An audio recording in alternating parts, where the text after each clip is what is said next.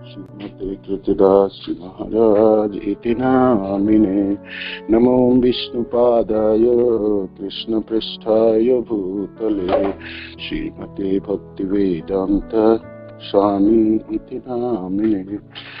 नमस्ते सारस्वते देवे गौरवाणी प्रचारिणे निर्विशेष शून्यवादी पाश्चात्य देशतारिणे। जय श्री प्रभुपाद की जय, महाराज की जय। निताई गौर प्रेमानंदे। हरि हरि बोल। ओम नमो भगवते वासुदेवाय। ओम नमो भगवते वासुदेवाय। ओम नमो भगवते वासुदेवाय। नारायणं नमस्कृत्यं नरं चैव नरोत्तमं देवीं सरस्वतीं व्यासं ततो जयमुदीरयेत्। ग्रंथराज श्रीमद् भागवत की जय। स्कंद 10 अध्याय 16 श्लोक संख्या 42 और 43, 42 and 43। भूतमात्रेन्द्रिय प्राण मनो बुद्धि आशय आत्मनि त्रिगुणेनाभिमानेन गूढ़स आत्म अनुभूतये। भूतमात्रेन्द्रिय प्राण मनो बुद्धि आशय आत्मनि त्रिगुणेनाभिमानेन गूढ़स आत्मानुभूतये। भूतमात्रेन्द्रिय प्राण मनो बुद्धि आशय आत्मनि त्रिगुणेनाभिमानेन गूढ़स्यात्म अनुभूतये। नमो अनंताय सूक्ष्माय कुटस्थाय विपश्चिते नानावादानुरोधाय वाच्यवाचकशक्तये।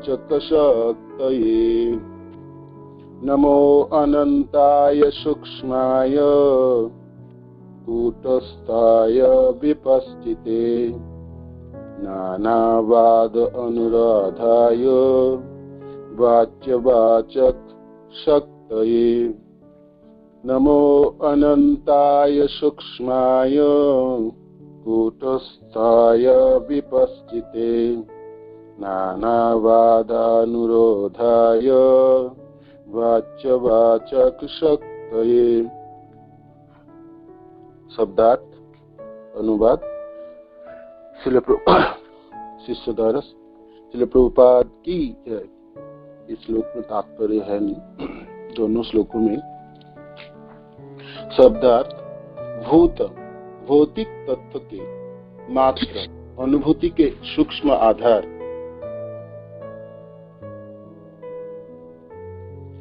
इंद्रियों प्राण वायु मन बुद्धि आशय तथा भौतिक चेतना के आत्मने परमात्मा में त्रिगुणेन तीनों गुणों से अभिमानेन झूठी पहचान से गूढ़ आच्छन्न स निज आत्म अपनी अनुभूति को। नमस्कार अनंताय अनंत भगवान को, सूक्ष्माय अनंत सूक्ष्म को, कुटस्थाय केंद्र में स्थित, विपश्चित सर्वज्ञ को, नाना विविध बाद दर्शन के, अनुरोधाय स्वीकृति प्रदाता को, वाच्य व्यक्त विचारों के वाचक तथा व्यक्त शब्द सत्य शक्तिमान को। अनुवाद। आप भौतिक तत्व के अनुभूति के सूक्ष्म आधार के, इंद्रियों के, प्राणवायु के तथा मन, बुद्धि एवं चेतना के परमात्मा हैं। आपको हम नमस्कार करती हैं। आपकी ही व्यवस्था के फल स्वरूप सूक्ष्मतम चिन्मय आत्माएं प्रकृति के तीनों गुणों के रूप में अपनी झूठी पहचान बनाती हैं। फलस्वरूप उनकी शौक की अनुभूति प्रच्छन्न हो जाती है। हे अनंत भगवान, हे परम सूक्ष्म एवं सर्वज्ञ, हम आपको प्रणाम करती हैं जो सदैव स्थायी तीव्रता में विद्यमान है। विभिन्न वादों के विरोधी विचारों को स्वीकृति देते हैं और व्यक्त विचारों तथा उनकी व्यक्त करने वाले शब्दों को प्रोत्साहन देने वाली शक्ति है। ओम ज्ञानतिमिरन्धस्य ज्ञानाञ्जनशलाकया चक्षुरुन्मीलितं तस्मै श्री गुरुवे नमः। श्री चैतन्य मनोभीष्टं स्थापितं येन भूतले स्वयं रूपकदा मह्यं ददाति स्वपदान्तिकम्। जयो श्री कृष्ण चैतन्य प्रभु नित्यानंद श्री अद्वैत गदाधर शिवासादि गौर भक्त वृंद। हरे कृष्ण कृष्ण कृष्ण हरे हरे, हरे राम राम राम हरे हरे। वाञ्छाकल्पतरुभ्यश्च कृपा सिन्धुभ्यैव च पतितानां पावनेभ्यो वैष्णवेभ्यो नमो नमः। तो आप सब वैष्णव जनों के चरणों में प्रणति निवेदन करके आज इस दोनों श्लोकों में कुछ भागवत की सेवा करने के प्रयास करूंगा। हालांकि श्रील प्रभुपाद और इसमें कोई तात्पर्य है नहीं, और ये दर्शन से भरी हुई ये दोनों श्लोक संख्या 31 से लेके 53 तक 21 श्लोकों की ये स्तुति है नाग पत्नियों की। स्तुतियों में पहला जो 6 श्लोक हैं उसमें तो नाग पत्नियों की अनुमोदन है।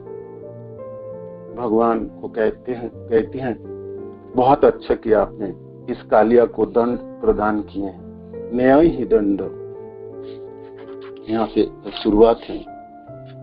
कितकिल विषय अस्मि, अपने बहुत अच्छा किए। इस पापी कालिया को आपने मर्दन किए, उनके पापों की साजा शास्ति प्रदान किए हैं, उसके फनों को कुचले, उसके सिरों को ऊपर नृत्य किए। बहुत अच्छा किया, अनुमोदन किए हैं नाग पत्नियां। अपने स्वामी के अभिमान को परास्त किए भगवान ने, उनके अहंकार को पराभूत किए। तो अनुमोदन करते हुए 6 श्लोकों में वो अनुमोदन की ज्ञापकता वर्णित हुई है। नागपत्नियां कहती हैं आपने अनुग्रह किए, हे कृष्ण आपने अपनी कृपा वर्षण किए हैं इस कालिया के प्रति। एक तो इस सर्प जोनि में है, अधो जोनि है, पतित जीवन है। सर्प की जीवन तो रेंगने वाले पूरे शरीरों में, उस सर्प जोनि में आपने कितनी कृपा की। हे कृपाल, कृपा निधान। कालिया ने पता नहीं क्या तप किए होंगे इस जीवन में, तो हमने उनको तप करते हुए नहीं देखा। और इस जीवन में तो वो अहंकारी रहे और जाने अनजाने जीवों को मारता रहा। अपने विश्व में जहां भी रहे वहीं उत्पीड़न किए सबों को। जहां तक रमनदीप की बात है वहां भी लड़ाई और झगड़े किए, और वो भी आपके भक्त पर श्री गरुड़ जी से भिड़ गए। और वहां से यहाँ आए तो इस वृंदावनों में इस कालिया दहो के जलों को विषैले किया, और आपने एक छत्र आधिपत्य स्थापन किए, मानो कि उन्हीं की जगह है। और कोई भागीदारी नहीं बन सकते उसमें। तो पशु पक्षी मरे, पेड़ पौधे सब जल गए हैं, और इतना क्रूर ये कालिया तो खुद तो रहे, आप बाकी सब जनों को भी रहने नहीं दी, सबको मार डाले। और जब आप आए, आपके दर्शन के बाद आपको भी डांट लिए, आपके ऊपर भी कृपा नहीं किया। ऐसे पापी, क्रूर, निष्ठुर के लिए तो ऐसी सजा होनी चाहिए, किंतु हम सब लोगों ने ये समझ नहीं पा रही जी इन्होंने क्या तप किए होंगे और क्या कार्य इन्होंने किए जिसके वजह से आपकी चरण को प्राप्त कर ली, और आपकी चरणों की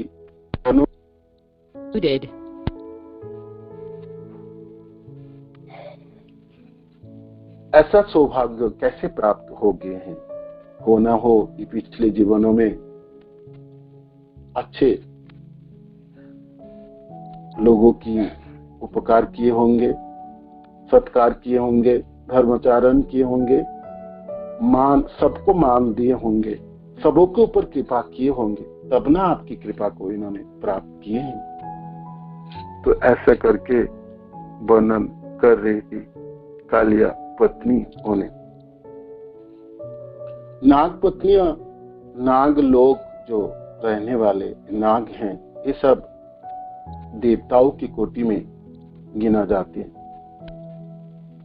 ये लोग नाग रूप में भी रह सकते हैं और किसी भी रूप को धारण कर सकते हैं।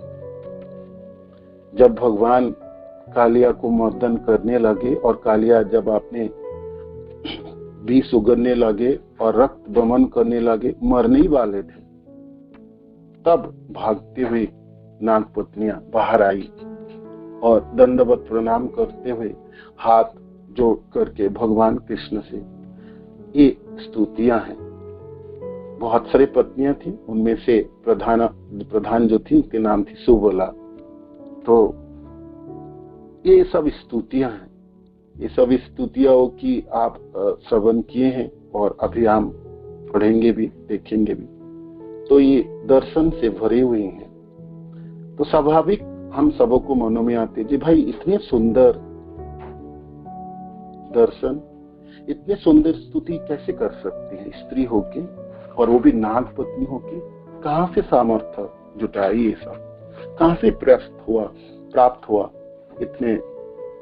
इतने गहरे और इतने सुंदर स्तुतियां भगवान के प्रति।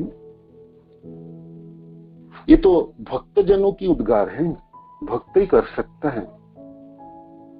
भक्तों में असंख्य गुणावलियों में एक गुण आती है, वो कवि होता है, दक्ष होते हैं, और भगवान की स्तुति करने में समर्थता होती है। तो फिर ये समर्थता कहां से प्राप्त की? तो स्वाभाविक है कालिया की पत्नी भक्ति, कृष्ण भक्त हैं, बहुत अच्छी तरह से भक्ति को सुचारू रूप से संपादन किए होंगे, और वर्णन भी है, स्वाध्वी थी और पतिव्रता स्त्रियां थी, और सर्वोपरि कृष्ण की भक्त थी। भगवान कृष्ण की चरणाश्रित तथा भक्ति सबों जीवों की संपत्ति है। कोई भी उसमें कोई भी जीव, किसी भी लोगों के प्राणी भक्ति कर सकते हैं। भक्ति में सबों के अधिकार है, किंतु भाग्यवान है जो भक्ति की अभिलाषा रखने वाले, भक्ति को संपादन करने वाले, कृष्ण चरण में आश्रित होने वाले। तो ये पतिव्रता और साध्वी स्त्रियां अच्छी तरह से भक्ति को संपादन किए होंगे। कालिया की पत्नी होने के बावजूद भी, जहां कालिया इतनी क्रूर है, नागों के शरीर में जकड़े हुए है, और तथापि अपने पतिव्रता धर्म की वजह से, अपनी भक्तियों के बल से इतने सुंदर स्तुतियां करने में समर्थ तथा प्राप्त किए हैं। आप शब्द को जब सुनेंगे, पढ़ेंगे, देखेंगे, इतने सुंदर है दर्शन, इतने भगवान के गुणों की वर्णन है। 21 श्लोक की इस स्तुतियों में से 6 श्लोक तो अनुवादन की है। पहला 6 श्लोक बीच के 10 श्लोक में भगवान के गुणों की वर्णन है, 55 गुणों की वर्णन है।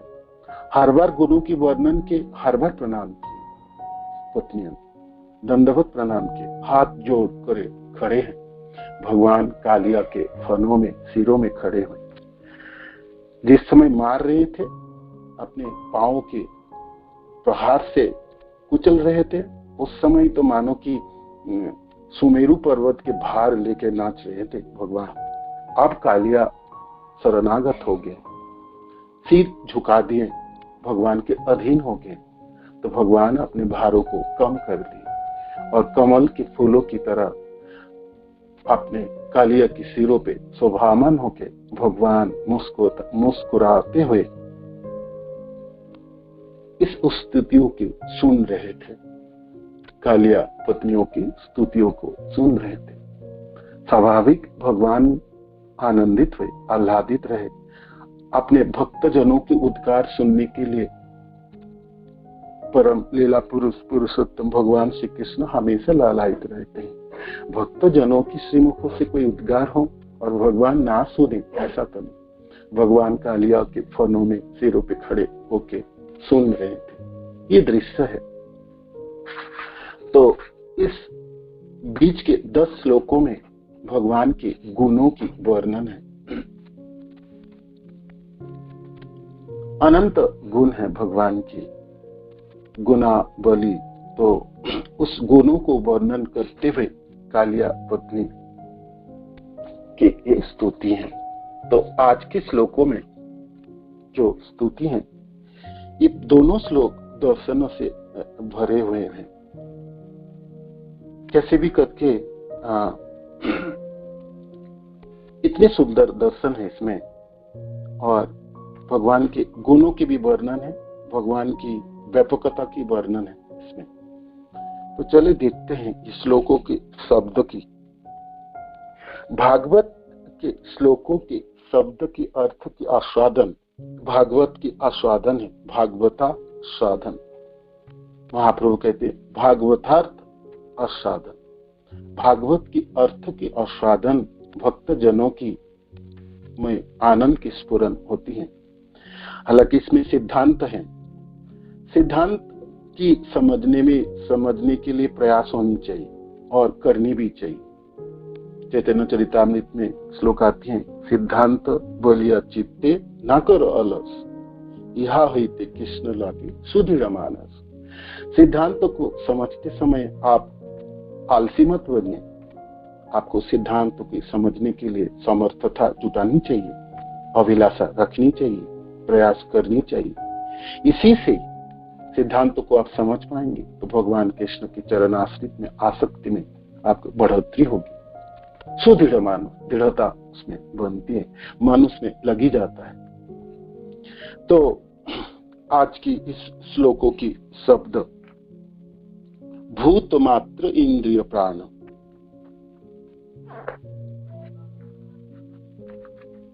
तो कहती है कालिया की पत्नी, हे कृष्ण, हे भगवान, आप भौतिक तत्व को अनुभूति के सूक्ष्म आधार के, इंद्रियों के, प्राण वायु के तथा मन, बुद्धि एवं चेतना के परमात्मा हैं।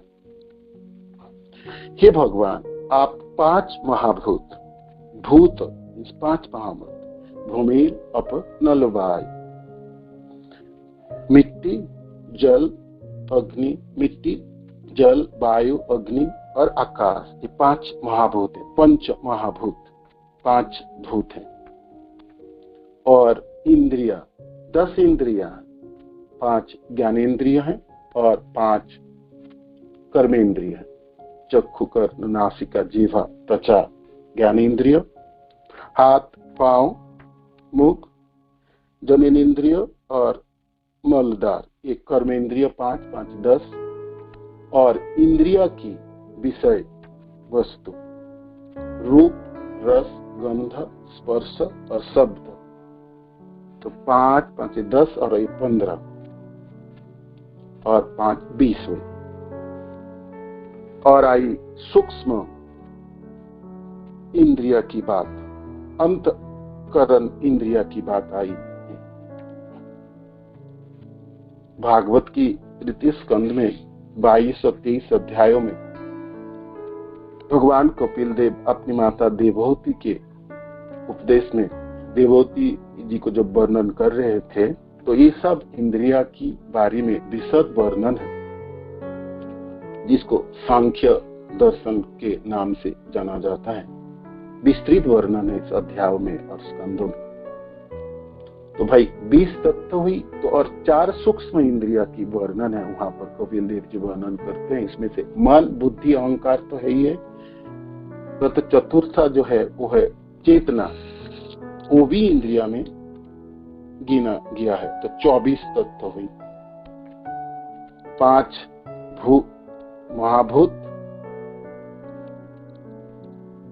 10 इंद्रिया, 15 इंद्रिया के विषय वस्तु 5, 20, 4 सूक्ष्म इंद्रिया मन, बुद्धि, अहंकार और चेतना 24, और इसके ऊपर आई 25 तत्व काल जो भगवान के प्रतिनिधि हैं, और 26 तत्व परमात्मा। तो इस सृष्टि में, सृष्टि होने से पहले आप जानते हैं इस भौतिक संसार लय होती है, व्यक्त होती है, अव्यक्त होती है, प्रकट होती है, अप्रकट होती है। तो इस सृष्टि की सारी उपादान आध्यात्मिक जगत की, आध्यात्मिक आकाशों की इस कोने में रहती हैं, इसको महत् तत्व कहलाती है। इस महत् तत्व में सृष्टि की सारी उपादान विद्यमान होती हैं। ये सब कुछ 24 जो तत्व हैं, 24 तत्व उसमें रहती है। इस महत् तत्व में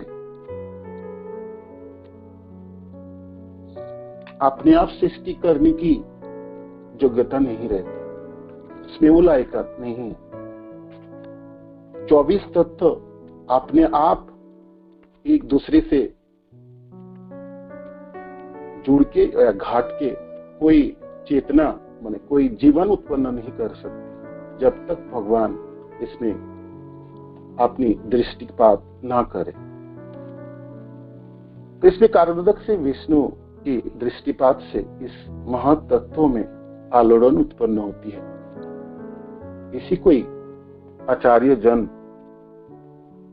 प्रकृति में, प्रकृति एक गर्भ की तरह है, तो पुरुष द्वारा गर्भधानों की वर्णन आती है। भगवान इस गर्भ में, प्रकृति की इस गर्भ में गर्भधान करते हैं। अहम बीज प्रदपिता, भगवान कहते हैं मैं बीज देने वाला वो पिता हूं और मेरे से सब कुछ उत्पन्न होते हैं। तो भगवान की गर्भधानों से, उस महातत्व से इस सृष्टि रची जाती है। जो सुंदर वर्णन है कैसे करके सृष्टि की रचना हुई, कैसे कैसे आगे बढ़े, पुंखानी पुंख वर्णन है इस सांख्य योगों में भगवान कपिल देव द्वारा। आपको बहुत जानना है और पढ़ना है। तो स्कंद 3rd स्कंद में, स्कंद 3 में 22-23 अध्याय में 24 में ये सब विशद वर्णन है। तो इस 24 तत्वों में जड़ तत्व है, सांख्य तत्व, सांख्य फिलोसफियों में कपिल देव जी वर्णन करते हैं, मां मेरे बिना, मेरी शक्तियों के बिना इस 24 तत्वों में ऐसा कोई शक्ति नहीं है जो उसमें जीवन उत्पन्न हो पाए। तो इस पूरे सृष्टि में प्रकृति के पीछे में चालक के रूप में भगवान विराजमान होते हैं। अद्भुत सुंदर इसकी सृष्टि है, संचालित होती है, वैचित्रमय ये सृष्टि है। दिन होती है, रात होती है, ऋतु की परिवर्तन होते हैं, तरह तरह के जीवन, 84 लाख प्रजाति उत्पन्न होती है। चींटी से लेके ब्रह्मा तक इस जीवन, जीवों की उत्पत्ति होती है इसी महत्तत्व इस प्रकृतियों में। तो लगने में तो लगता है ओहो, ये तो मानो कि अपने आप चलने वाली सृष्टि है। तथाकथित जड़ विज्ञानी कहते हैं प्रकृति सब कुछ अपने आप करती है। चैतन्य चरितामृत में बहुत सुंदर एक उदाहरण आते हैं, एक बकरी की जिसके गले में स्तन है बकरियों के गले में कभी कभी स्तन हुआ करता है, किंतु उसमें दूध नहीं होती है। तो वहां कबीराज गोस्वामी वर्णन करती, इस सृष्टियों में भी देखने में तो प्रकृति बहुत सुहाना लगती है, किंतु उसमें से दूध नहीं निकलने वाले, मानो कि उसमें से कोई जीवन नहीं उत्पन्न होगी जब तक उसके पीछे भगवान ना हो, भगवान की दृष्टिपात ना हो, भगवान उसमें गर्भाधान ना करे। तो ये प्रकृति अपने आप तो वो बकरी की गले में स्तनों की तरह है, देखने में तो लगता है सजीव है, किंतु इसमें सजीवता नहीं है। जीवन प्राप्ति तो जीवनों की आधा तो भगवान प्रदान करते हैं। तो इसी में आज नाग पत्नियां वर्णन कर रही है, हे प्रभु, आप भौतिक तत्व की अनुभूति के सूक्ष्म आधार के, इंद्रिया के, प्राणवायु के तथा मन, बुद्धि एवं चेतना के परमात्मा है। आपको हम नमस्कार करते हैं। आप हे भगवान, आप 5 महाभूत, 5 तन मात्राएं, 10 इंद्रिया, 10 अथवा 5 प्राण, 5 प्राण भी होते हैं। 5 प्राण आप जानते हैं, योग पद्धतियों में प्राणों की वर्णन आती है।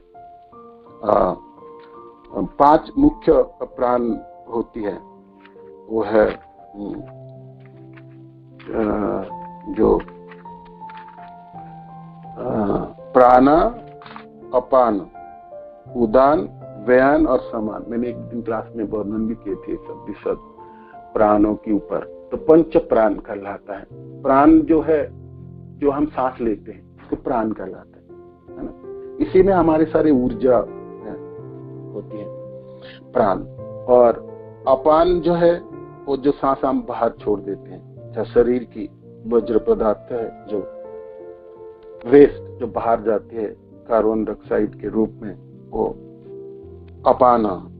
उदान है, जो हमारा कंठ में जो वायु व प्राण रहती है, जिसके वजह से हम बोल पाते हैं, भगवान की प्रार्थना कर सकते हैं, गा सकते हैं, या ये उदान की है। व्यान जो वायु है, प्राण है, वो सारे शरीरों में रक्त को संचालित करते हैं, सारे शरीरों में वायु को संचालित करती है। संक्षिप्त वर्णन है, विशद हमने एक दिन क्लासों में आप बताई था ये सब प्राणों के बारे में। और समान है, जो समता प्रदान करते हैं बाहर की प्रेशरों से अंदर की प्रेशर चाप को, और बैलेंसिंग एयर कहते हैं इसको, और आहार को पचाने में सहायता करते हैं ये समाना। और बहुत तरह तरह के और भी कार्य है। तो पंच प्राण है, 5 प्राण। तो यहाँ पर प्राणों की वर्णनाई। और फिर मन, बुद्धि और अहंकार, इन सब स्थूल एवं जड़ वस्तु की चेतना प्रदान करने वाले। नागपत्नियां कहती है ये सब स्थूल है, जड़ है, इसमें कोई समर्थता है नहीं, है तो 24 तत्व है। 24 तत्व से बनी हुई है पूरे संसार के सब कुछ अवयव, किंतु इस 24 तत्व में कोई शक्ति नहीं है, उसमें चेतना नहीं है। चेतना तो आप है, हे कृष्ण, चेतना तो देने वाले आप हैं, आप ही हैं पीछे खड़े हुए। तो सांख्य योगों में इस भगवान जो चालक है, रूपक है, जब इसमें काल के रूप में, चालक के रूप में स्थापित होते हैं, काल तथा जो भगवान की प्रतिनिधि है, काल द्वारा संचालित होती है ये संसार। और यहाँ सब कुछ एक दिन कालों के गह्वर में समा जाती है। काली द्योतक है भगवान कृष्ण की। आप आज मानो या ना मानो, भक्त बनो या अभक्त, काल की प्रभाव को तो झेलना ही है। काल के रूप में भगवान कहते हैं ना, काल के रूप में जो आज आप भक्ति करो तो प्रेम करो मेरे से, तो मैं प्रेमिक के रूप में, सखा के रूप में, पुत्र के रूप में आपको दिखाई दूंगा। नहीं करो तो काल के रूप में, महाकाल के रूप में प्रहार करूंगा, है ना। तो ये काल 2 तक है इस संसारों के। तो इसमें 25 तत्व है काल, और 26 जो 26 जो तत्व है आचार्य कहते हैं वो परमात्मा है। तो नागपति ने कहते चेतना प्रदान करने के लिए इसमें आप ही चेतना प्रदान करते हैं, चेतना प्रदान करने वाले आप हैं। और चेतना प्रदान किए, तरह तरह के जीव उत्पन्न हुए। तो यहाँ पर वर्णन करते समय कपिल देव जी बहुत सुंदर वर्णन करते, जब जीव प्रथम उत्पन्न होता है वह उस सच पानियों की तरह सच रहता है, उसमें चेतना सच रहती है, उसमें कोई कल्मशता नहीं होती। बाद में उसमें हर जीवों में एक स्वतंत्रता होती है, ठीक है, वो स्वतंत्रता कम से ही, किंतु है तो सही। भगवान पूर्ण स्वतंत्र हैं, तो जीव भी भगवान कृष्ण से हैं, तो वो थोड़ी सी स्वतंत्रता होती। जो जीव है ये आध्यात्मिक है, ये जड़ नहीं है, हालांकि तटस्थ है, ये दोनों को ग्रहण कर सकते हैं, किंतु है तो आध्यात्मिक ही है। वीर्यदान तथा गर्भाधानों की बात आई तो यहाँ पर उक्ति आई जे भाई गर्भाधान की बात आई तो जीवों की बात आती, तो ये जड़ नहीं हो सकती, ये चेतन है, ये आध्यात्मिक है। किंतु इनमें क्या है, थोड़ी सी स्वतंत्रता है, तो उसी स्वतंत्रता के दुरुपयोग करने लगता है। क्या दुरुपयोग है, इस प्रकृति में वो अपने कर्तृत्व करने लगता है, प्रकृति को भोगने की इच्छा अभिलाषा उसमें जाग उठती है और वो कर्ता होने के प्रयास करता है। कर्ता हम इति मन्यते, भगवान कहते कर्ता तो मैं हूं, भोक्ता भी मैं हूं, भोक्ताराम जगत प्रशांत सर्वलोक महेश्वर, मैं भोक्ता हूं, सब लोगों के महेश्वर, और मैं ही करता हूं, है ना।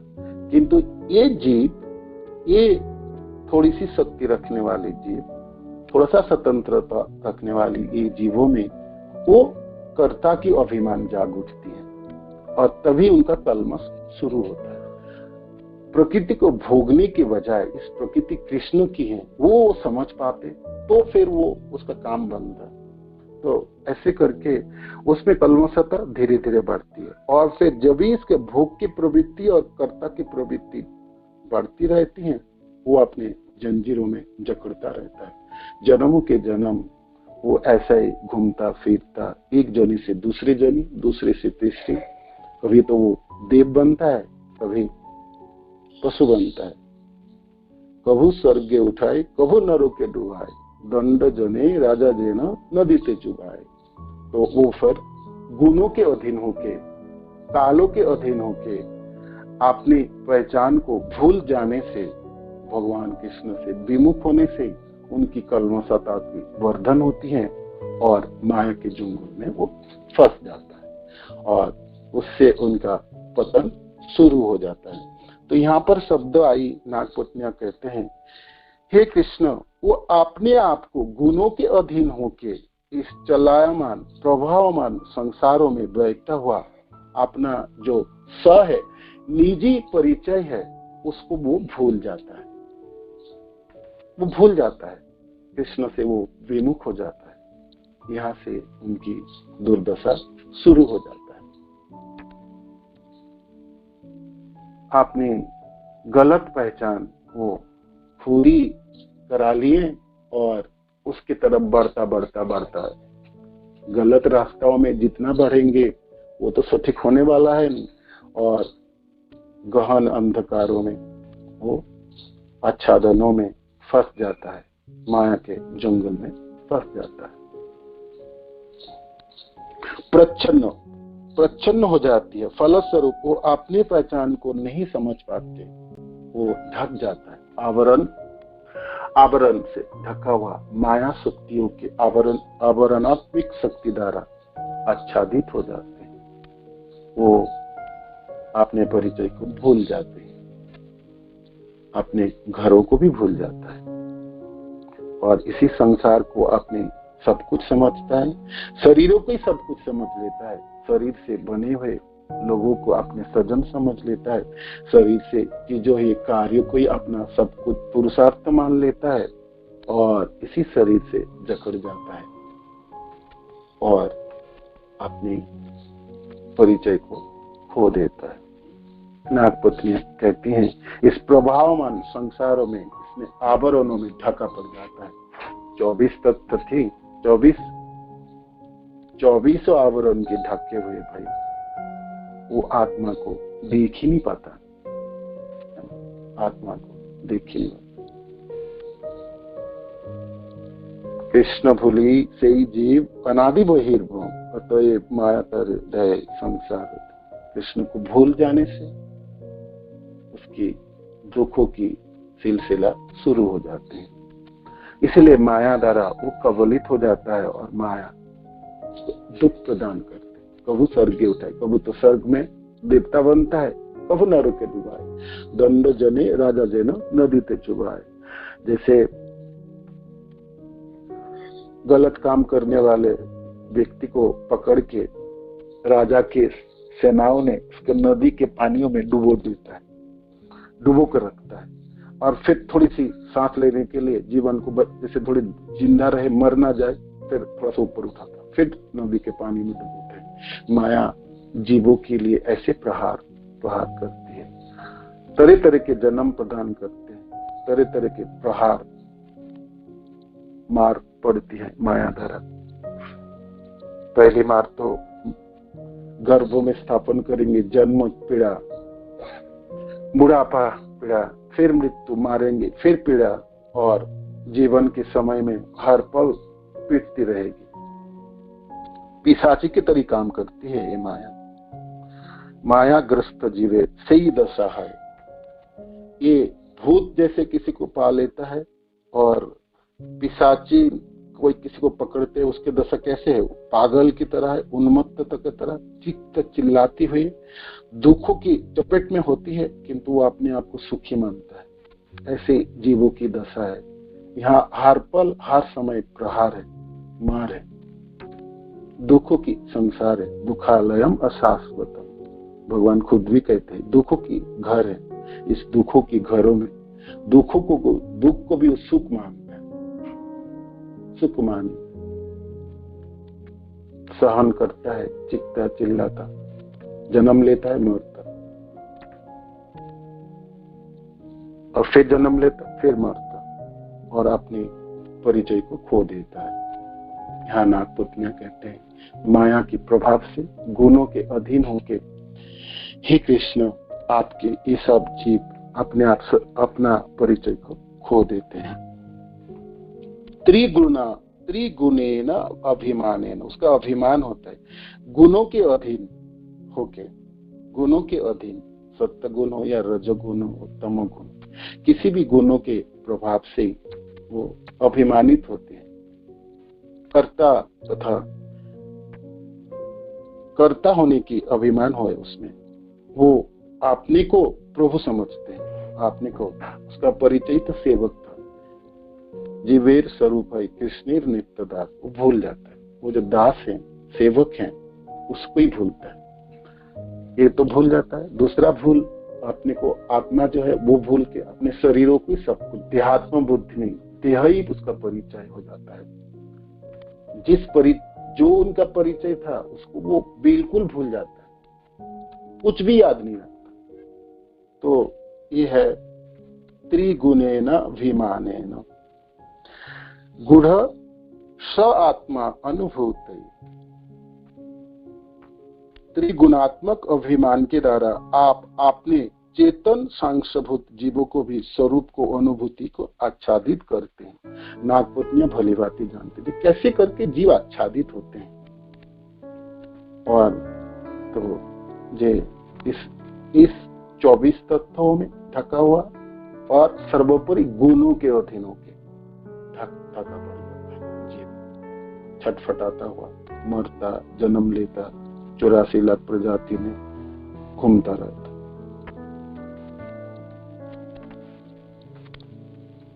तो ये है प्रथम श्लोकों की वर्णन है। दूसरे में आप प्रणाम कर रही हैं नागपत्नी। नमो अनंताय, भगवान कृष्ण के गुणों की वन, हे अनंत, नमो अनंताय। अनंत वो है जिनकी न आदि है न अंत है, जो सर्व व्यापक है, जो कभी भी नष्ट नहीं होने वाला है।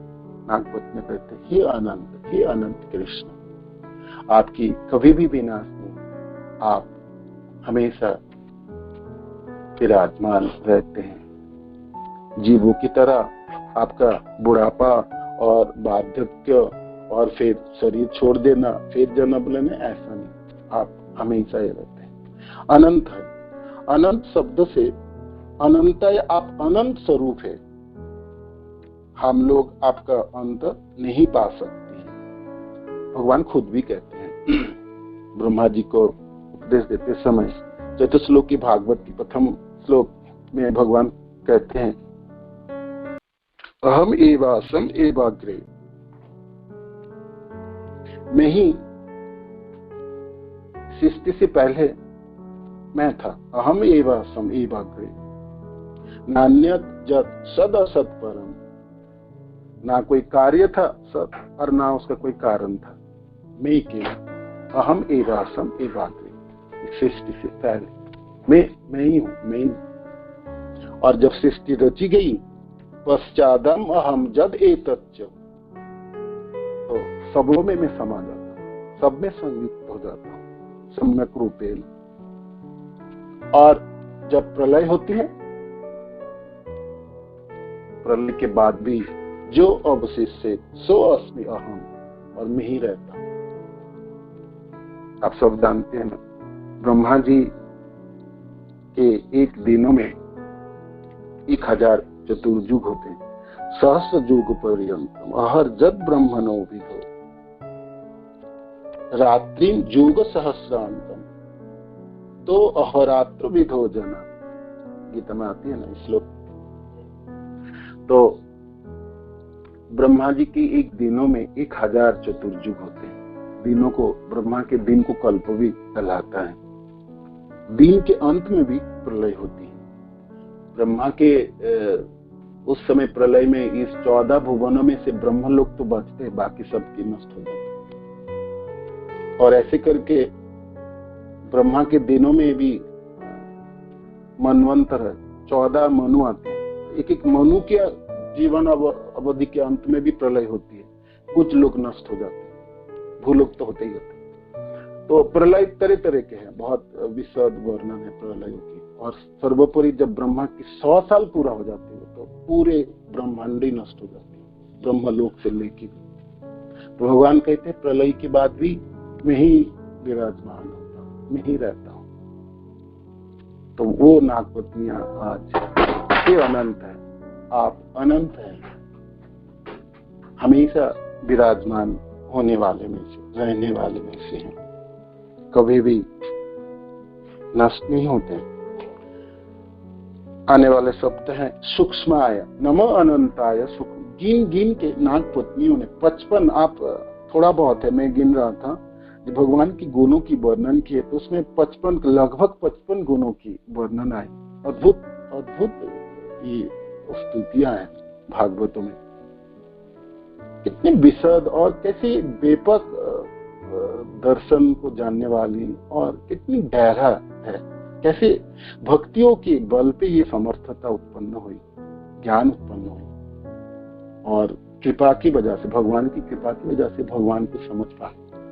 तो लगभग हर बार हर गुणों को वर्णन किया और प्रणाम किया, गुणों को वर्णन किया और प्रणाम किया नागपत्नियां। तो आने वाले शब्द है सूक्ष्माय, सूक्ष्म है आप,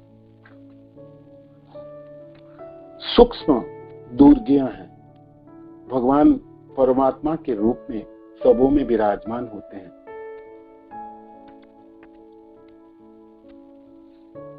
और हृदय में विराजमान होते हैं। सर्वस्व चाहम हृदय सन्निविष्ट मतस्थिति ज्ञानम अपोहनम वेदेश्च सर्वेर अहम अववेद्य वेदांत वेदविद एव च अहम। मैं हृदय में विराजमान होता हूँ, तो हृदय में परमात्मा और आत्मा दोनों विराजमान है। कठ उपनिषद में दोनों पक्षी की बात विकल्प वर्णन यही है। तो परमात्मा के रूप में उपद्रष्टा अनुमानता है, साक्षी के रूप में विराजमान होता है, अनुमति प्रदान करता है, समर्थता प्रदान करता है जीव को कार्य करने के लिए, जीव को जीवन धारण करने में सब कुछ, ज्ञान बल सब कुछ प्रदान करते हैं।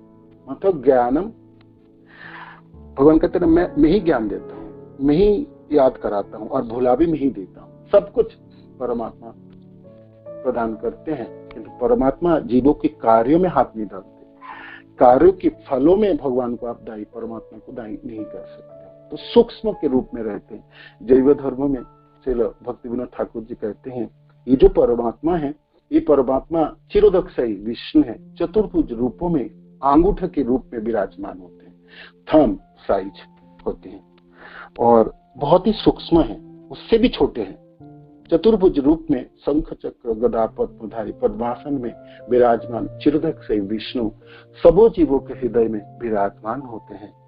सूक्ष्म, सूक्ष्म शब्द से परिगणित होते हैं। समय हमारे पास है नहीं, आगे बढ़ते हैं शब्द को। कुटस्थाय, कुट शब्द की कुटस्थाय शब्द होती है।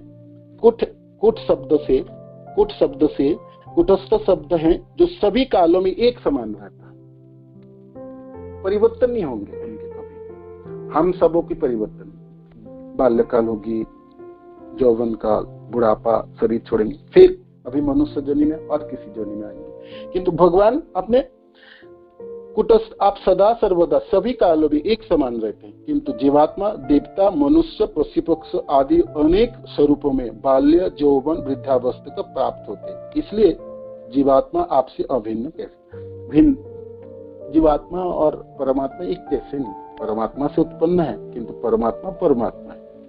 तो परमात्मा कुटस्थ है, सभी कालों में एक ही जैसा होंगे, हम जीवात्मा एक ही जैसा नहीं होंगे।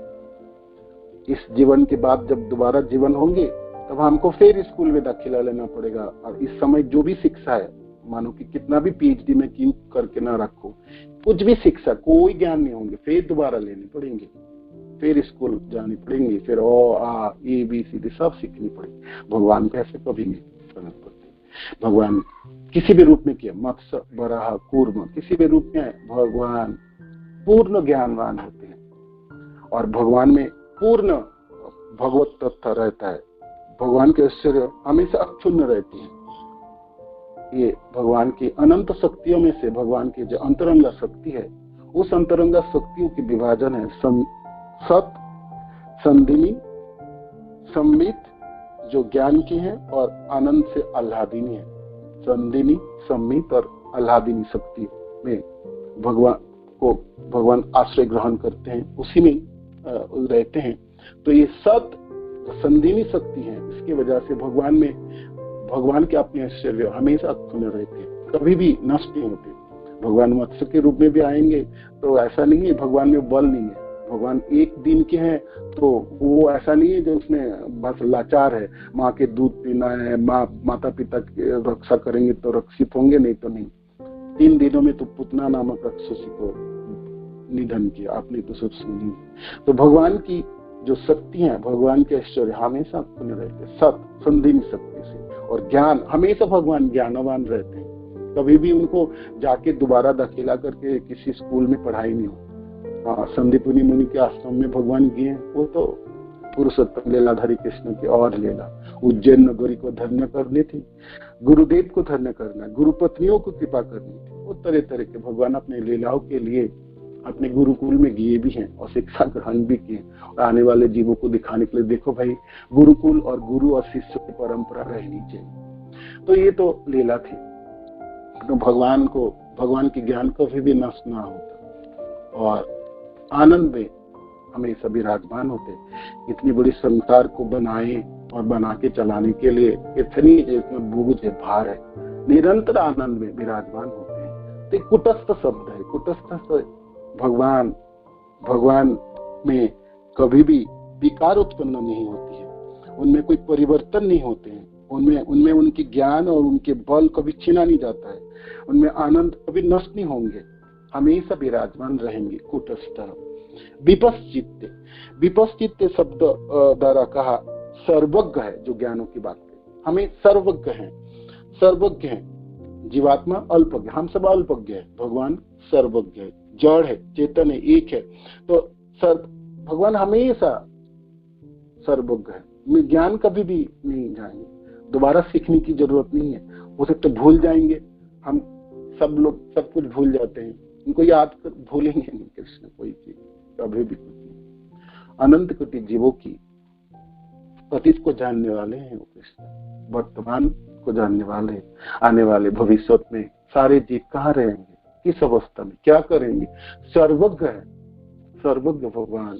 विपश्चित्ते, तो नागपत्नियां कहते हैं हे अनंत, हे सूक्ष्म, हे कुटस्थाय विपश्चित्ते, नाना वादन और अनुराधाय वाच्य वाचक शब्द है। सॉरी, ये अंत श्लोक शब्द की वर्णन तो होगी नहीं, समय तो अब रही नहीं, कभी और होगा तो समय के अभाव से अंतिम श्लोक के शब्द को वर्णन नहीं हो पाएंगे। हरे कृष्ण। जय श्री प्रभुपाद की जय, गुरु महाराज की जय, निताय गौर प्रेमानंद। हरि तो किसी को कोई इसमें वर्णन करनी है, कोई कुछ ऐड कर सकते, कोई प्रश्न है तो आज के श्लोक के ऊपर आप पूछिएगा प्लीज, और कोई भक्तजन कुछ ऐड करना चाहते कीजिएगा, 3-4 मिनट समय तो है। हरे कृष्ण।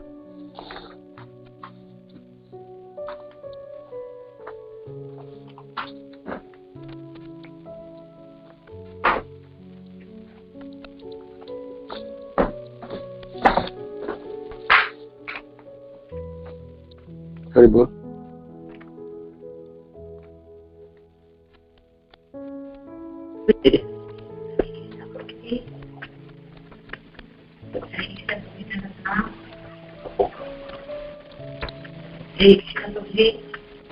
हरे कृष्ण माता जी। यस माता जी। प्रभु जी, मेरा कोई क्वेश्चन नहीं है, पर आप है ना ये रिकॉर्डिंग मेरे फोन पे डाल दीजिए।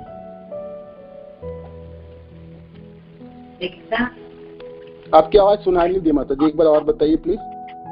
प्रभु जी, मेरा कोई क्वेश्चन नहीं है, आप ये रिकॉर्डिंग मेरे फोन पे डाल देंगे।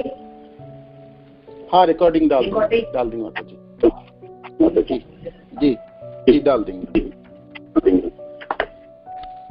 तो कोई प्रश्न नहीं है, कोई टीका टिप्पणी है नहीं, तो क्लास को हमें समाप्त करते हैं। हरे कृष्ण। वांछाकल्पतरुभ्यश्च कृपासिन्धुभ्यश्च पतितानां पावनेभ्यो वैष्णवेभ्यो नमो नमः। जय श्री प्रभुपाद की जय, गुरु महाराज की जय, निताय गौर प्रेमानंद। हरि हरि।